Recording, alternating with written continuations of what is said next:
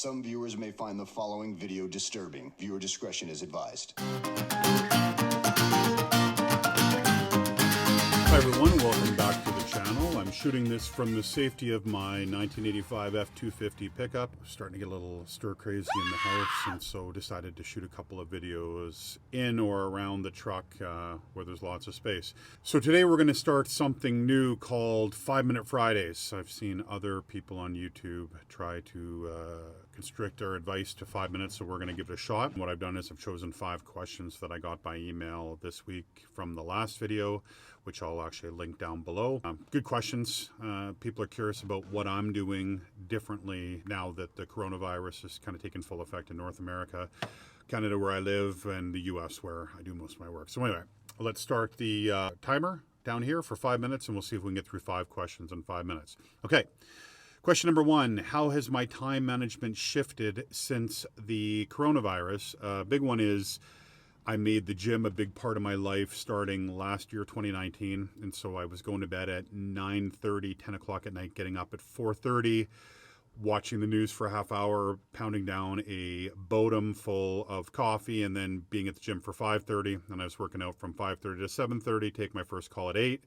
Normally clients 8 to 10. Then I would prospect from 10 to 11 or sometimes 11 to 12. Might do another client after lunch, and then kept my afternoons free to kind of think things through. Now, because the gym's shut, I've set up this really hokey version of a gym in my garage, kind of a bench, TRX, battle cables or battle ropes, I guess they're called. And I end up doing that late mornings or early afternoons. So the workout is not happening early morning anymore. I've got a lot more flexibility because I'm not leaving the house to work out.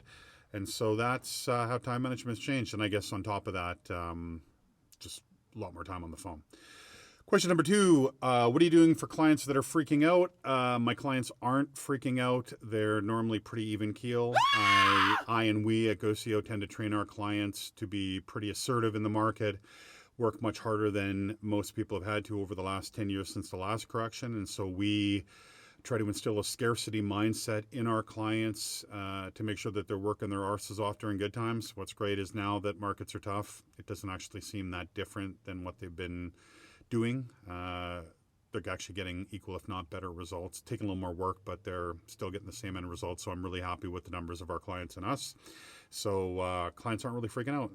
Our client has lost kind of a key account, but we condition them to always have backups. So in the process of replacing those right now.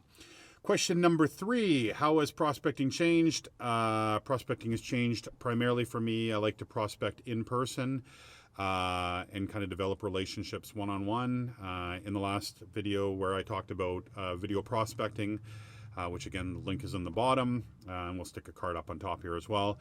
I've moved over to video conferencing with Zoom, Skype, FaceTime. That's becoming more comfortable. I don't love it. I didn't love doing these YouTube videos as well when I started in January, but they're feeling much more comfortable. And so that's how prospecting has changed. I can see the benefit of it. When I used to be able to do 3 prospecting meetings in a day, I can now do 7 or 8. And so there's an obvious mathematical value to not having to get in your car, drive somewhere, park, go in, have coffee, go back and, get back in the car and get home or get to your next meeting. So I get that. I tend to get a lot of energy from being around people. So that's a little more challenging at the house with 3 other people rather than probably running into 20 or 30 people in a week. Number 4, what's it like not being on tour? So this is the first spring that I haven't been on tour since 2003. I did start this tour February 23rd, and it imploded about February 8th, and I was back in Canada March 8th. It imploded March 11th. I was on my way back to Canada. It feels weird. I feel like I have a shitload of time. I'm used to mid-February to mid-May talking to tens of thousands of people, getting their information, following up with them, having meetings one-on-one afterwards. We had that for 2 weeks, I guess, 3 weeks.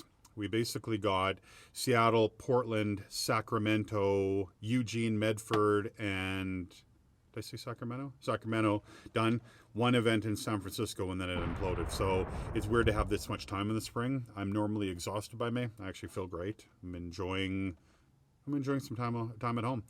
Not to say I won't tour again, but maybe touring will be different. And question number 5 to circle around. Do I like video call prospecting? Okay, that kind of goes to it. I like it better than just the phone. I don't like it as much in person, but I absolutely see the benefit of building intimacy by looking at somebody else in the face. If I'm having a video conference with someone, I try to treat them like a friend, even if they might be brand new. I'll make a joke about what might be in their coffee cup, have a little chitty chat. When I'm going to fill up my coffee, I'll say to them, hey, do you want a refill? Which is ridiculous because, of course, we're not in the same place. But, yeah, I don't like it. But it's necessary evil, and I absolutely like it better than the phone. And keep in mind, I have always prospect an hour a day on the phone. And so I'm doing a lot more than that. I'm probably doing 2 to 3 to 4 hours of cold calls a day to get the same amount of appointments. But I'm having a lot more video conferences than I would have in person. So I think it's actually working out in the end. Anyway. Those are the questions, or some of the questions that came in. I actually have a shitload more, which I'll probably do in the next video or next week. Probably stick this to Fridays. But anyway, I think we got right around 5 minutes. I'll have to kind of have a look when I go down there. But if you have questions, feel free to email them to chris@ghostceo.com, and I'll try to answer them in one of these videos. In the meantime, remember, gladiators at first. This is why we train in the dojo, and so go get it done. This is the new norm. Talk soon.